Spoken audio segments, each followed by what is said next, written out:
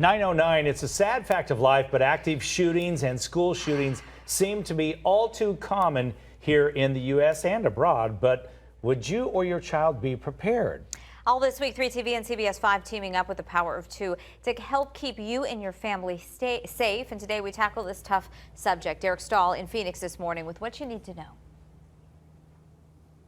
Yeah, good morning. Here's an interesting fact for you. The FBI did a study back in 2014, and they found in an active shooter situation, it generally takes 2 minutes or less, so you don't have a lot of time to respond. Right now, I'm joined by security consultant Rob Corwin of Pride Group. Rod, let's pretend right now that there is an active shooter out there at this school. What do we do? So first thing is recognizing that you have the active shooter. We teach a run, hide, fight type of scenario, but in this scenario, when you are in a classroom, first thing you want to do is shelter in place.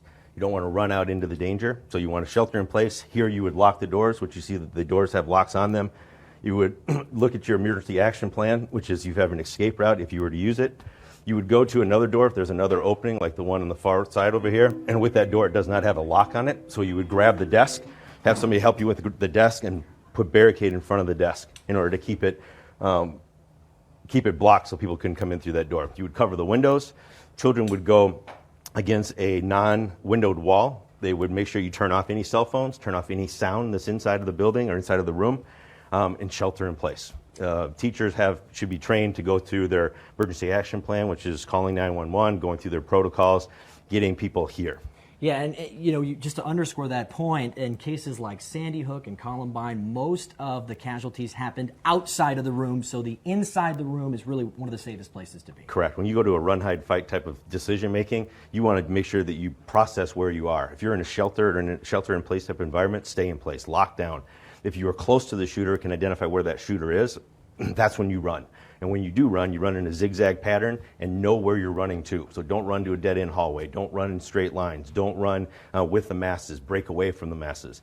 That kind of stuff will help. Yeah, and that also goes to knowing where kind of your exits are and having kind of a pre-planned exit strategy beforehand. Yeah, we talk about planning all the time, whether it's you're going to a special event, you're sitting in a restaurant, or you're coming to school every day. So even with students and so forth, you're going to want to make sure that the students understand where they're running to, what gates are open, how do they evacuate. When they're going to a restaurant, how do you get out? Never put your back to the door. Watch the door. So recognition is a big part of it. So the strategy is run, hide, fight. But in our kind of imaginary scenario, we're dealing with, let's say, elementary school kids. If I'm a parent, would I ever instruct my kid to try to fight an active shooter? Not unless it's the very last resort. So very, very, very last resort. But normally you're going to follow the protocol that's been established, the training that's been given to them, follow the directions of your teacher who should have that training. And again, if you can shelter in place, shelter in place.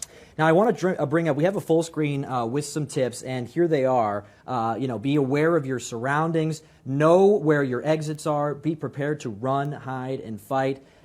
Work as a team, and here's one that we had included on the list, and I want to get your thoughts on. It says use improvised weapons. Obviously, this is for a scenario where maybe you're an adult and you're prepared to fight back. But what is that saying when they're talking about using improvised weapons? Yeah, it is really for an adult type of situation, and the last thing that a active shooter is going to expect is somebody to come at them. They're usually in a dominant position, expecting people to run. So improvised devices can be keys that are wrapped around your hands. It could be a pen or a pencil that you have with you. It could be a fire extinguisher off the wall.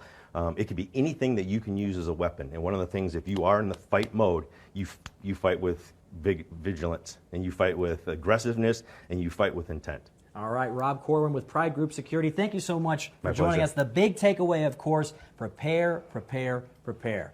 I'll send it back to you guys. Tough conversations to have with kids, but necessary ones. Derek, thanks so much.